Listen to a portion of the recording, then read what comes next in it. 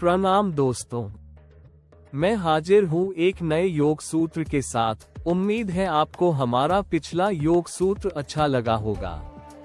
हमने पिछले योग सूत्रों में योग के अनुशासन, योग की परिभाषा, स्टेट्स ऑफ माइंड और ज्ञान के विषय में विस्तार से जाना था।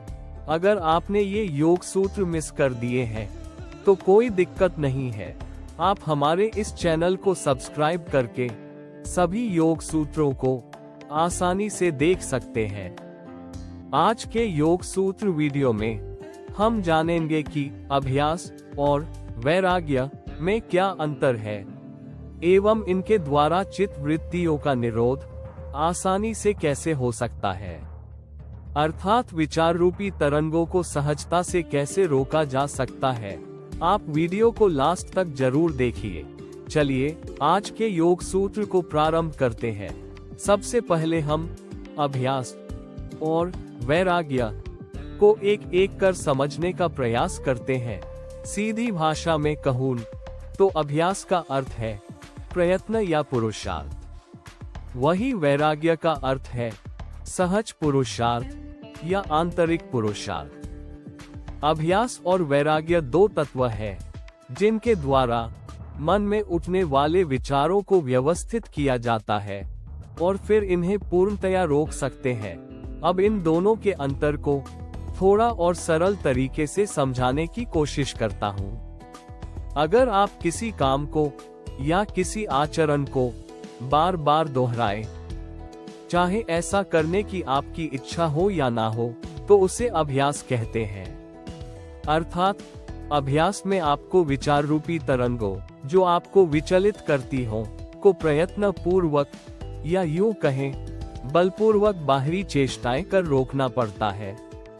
वही वैराग्य के केस में आपको विचार रूपी तरंगों को रोकने के लिए अपने आप को पुश नहीं करना पड़ता। अर्थात अभ्यास धीरे धीरे सहज अभ्यास में बदलता जाता है और आपका अपने मन पे सहज नियंत्रण होता जाता है। यूं कह सकते हैं कि आपके अंदर विषयों के प्रति अलगाव उत्पन्न हो जाता है। अतः हम बोल सकते हैं कि वैराग्य अभ्यास का ही उत्तम स्वरूप है। अब तक हमने अभ्यास और वैराग्य का अर्थ और दोनों के अंतर को समझा। अब हम ये जानेंगे कि ये दोनों योग साधना में कैसे सहायक होते हैं। योग संपूर्णता का नाम है। इसके द्वारा न केवल आप अपने शरीर बल्कि अपने मन और आत्मा को भी संभाल सकते हैं। जब तक हम बॉडी और मन दोनों से प्रयत्नशील नहीं होंगे तब तक योग में आगे बढ़ना संभव नहीं है, क्योंकि दोनों एक दूसरे के पूरक है। यदि आपका शरीर स्वस्थ नहीं है तो आपका योग में प्रवेश ही असंभव है, और यदि आप शरीर से कदाचित स्वस्थ लग भी रहे हैं परंतु मन से बीमार है तो थोड़े बहुत योग में प्रवेश के बाद आपका इससे मोहभंग हो जाएगा। इसलिए अभ्यास और वैराग्य के माध्यम से मन तथा शरीर को स्वस्थ व स्ट्रांग बनाकर ही हम योग में प्रतिष्ठित हो सकते हैं। अब हम समझते हैं कि अभ्यास का स्वरूप या उसका वास्तविक अर्थ क्या है।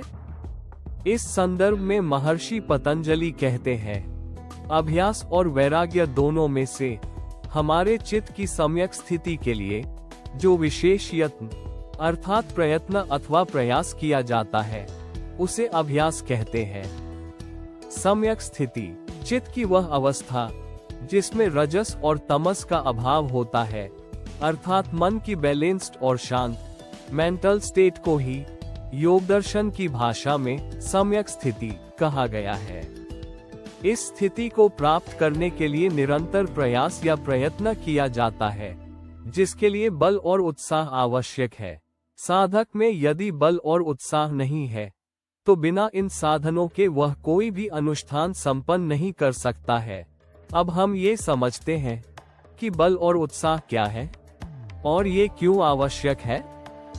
बल अर्थात शक्ति या स्ट्रेंथ। बल तीन प्रकार के होते हैं, शारीरिक, मानसिक और आत्मिक। शारीरिक बल अर्थात फिजिकल स्ट्रेंथ, यह नियमित योगाभ्यास, व्यायाम सम्यक श्रम, पौष्टिक भोजन और फिक्स्ड डेली रूटीन से बढ़ता है मानसिक बल अर्थात मेंटल स्ट्रेंथ। यह अच्छे विचारों को सोचने से, उनके अनुरूप कर्म करने से, सदाचरण से और छोटे छोटे संकल्पों की पूर्ति से बढ़ता है।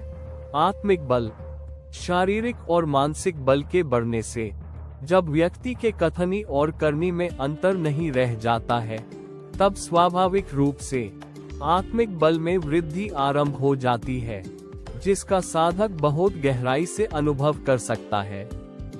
ये 3 प्रकार के बल जब साधक में धीरे धीरे विकसित होने आरंभ हो जाते हैं, तो उसी अनुपात में उत्साह का भी जन्म होना आरंभ हो जाता है। बल और उत्साह का यह उद्भव दृढ़ अभ्यास बनकर मन, बुद्धि, इंद्रियों और चित्त पर अपना सहज नियंत्रण करने लगता है। यह इतना सहज और प्रखर होता है कि साधक के मलिन विचार इसमें जलकर भस्म हो जाते हैं और केवल उत्तम विचार ही बचते हैं, जो साधक को ऊर्ध्व गति में गतिमान कर देते हैं। लेकिन जैसे मैंने अभी बताया, केवल बल ही पर्याप्त नहीं है। यदि सब प्रकार के बल हो लेकिन मन में उत्साह न हो, तो बल का कोई लाभ नहीं है, क्योंकि बल केवल आपको योग साधना के लिए आधार प्रदान करता है, परंतु उत्साह आपको योग या फिर जीवन में किसी भी लक्ष्य को प्राप्त करने के लिए लगातार प्रेरणा देता है। ये 3 बल जब धीरे धीरे व्यक्ति में आते हैं, तो साथ साथ में उत्साह भी जन्म लेने लगता है। बोलते हैं ना कि जब आप शक्तियों का उपयोग अच्छे कामों में करते हैं, तो वो आपका कल्याण करती है।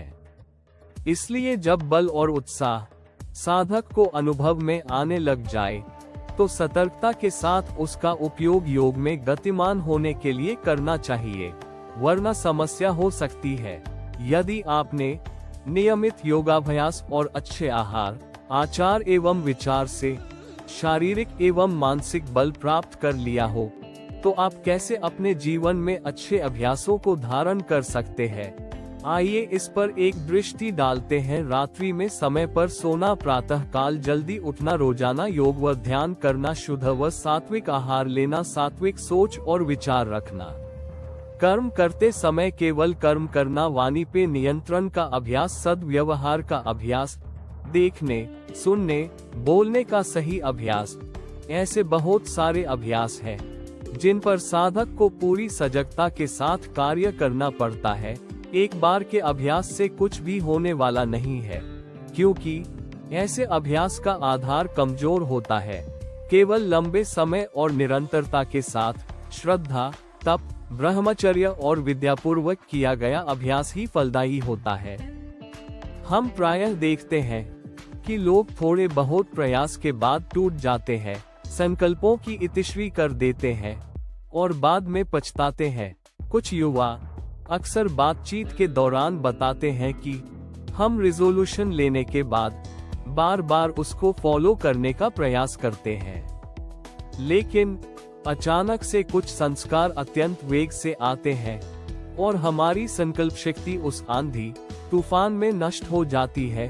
फिर ग्लानि भाव, अपराध बोध से हमारा सारा चित्त मलिन हो जाता है। इसका केवल एक ही कारण है कि उन्होंने जो संकल्प लिए, उन संकल्पों की पूर्ति हेतु जो अभ्यास उन्होंने किया था, उसका आधार बहुत ही कमजोर था, जो उनके कुछ गलत संस्कारों की मार को सहन नहीं कर पाया। क्योंकि हमारे भीतर हार के संस्कार बहुत प्रबल हैं, इसलिए जब भी साधक कोई संकल्प के साथ अपने अभ्यास आरंभ करता है, तो पिछले हार के संस्कार और संकल्प के विरुद्ध में संस्कार एक साथ मिलकर साधक को डिगाने का काम करते हैं। यदि हमारे अभ्यास श्रद्धा, तप, विद्या और ब्रह्मचर्य पूर्वक किए गए हों, तो सच्चे साधक की स्थिति पर गलत संस्कारों में असर नहीं होता है। इसलिए मैं युवाओं से कहता हूँ, तुम्हें अपने आधार मजबूत करने होंगे, बार बार गिरकर भी उतनी ही दृढ़ता से उठना होगा, संभलना होगा और पुनः जुट जाना होगा। इसके लिए आप छोटे छोटे संकल्पों से शुरुआत कर सकते हैं, क्योंकि जब ये संकल्प पूरे होंगे, तो आपका मानसिक और आत्मिक बल बढ़ेगा और बड़े संकल्पों के लिए मजबूत आधार तैयार होगा। इसे एक उदाहरण से समझते हैं। जब भी आपके घर में कोई अतिथि आता है तो आप उसका सत्कार करते हैं, जैसे उन्हें बैठने के लिए कहेंगे, उन्हें अच्छा आसन देंगे, जलपान के लिए पूछेंगे, उनके लिए अच्छा और सात्विक भोजन की व्यवस्था करेंगे, उनके विश्राम की उचित व्यवस्था करेंगे, उन्हें आपके घर में किसी भी प्रकार की असुविधा न हो इसका भरपूर प्रयास करेंगे। यहाँ तक कि आपके घर में कोई संसाधन न भी हो तो पड़ोसी से मांगकर वो संसाधन आप अतिथि की सेवा में लगाएंगे। यदि आपके मन में अतिथि के आगमन से प्रसन्नता नहीं होगी तो आप अतिथि की सेवाओं के ऊपर विशेष ध्यान नहीं देंगे। आप आतिथ्य सत्कार तभी कर सकते हैं जब आपके मन में अतिथि को लेकर श्रद्धा का भाव हो, उसका आगमन आपको प्रसन्नता देता हो, आपका मन निश्चल हो और अपनी सुविधाएं कम करके भी आप अतिथि की सेवा करने को इच्छुक हों। ठीक उसी प्रकार अभ्यास के प्रति भी जब हमारा मन इतने ही श्रद्धा भाव से भरा हुआ होगा तो हम अभ्यास को प्रथम वरीयता देंगे, उसके रक्षणार्थ हम कुछ भी करने को भी प्रतिबद्ध हो जाएंगे।